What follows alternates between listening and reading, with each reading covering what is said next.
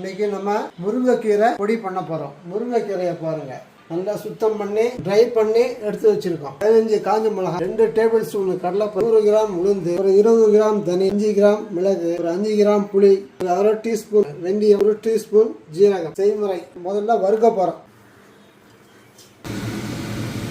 மிளகாயத்துல வறுக்க போறோம். இப்போ கடலை பருப்பை வறுக்க போறோம்.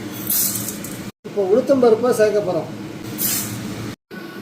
இப்போ தனியாவை சேர்க்க போகிறோம். இப்போ மிளகு புளியை சேர்க்க போகிறோம். வெந்தயம், ஜீரகம், உப்பு சேர்க்க போகிறோம். இப்போ ஆற வச்சுடுவோம். அதை கறியை போட்டுக்கணும் முதல்ல.